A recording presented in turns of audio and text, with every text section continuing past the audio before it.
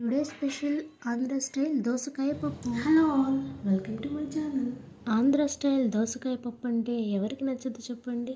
వేడి వేడి అన్నంలో దోసకాయ పప్పు వేసుకొని ఆవకాయ పెట్టుకొని తింటే ఉంటుంది చూడండి.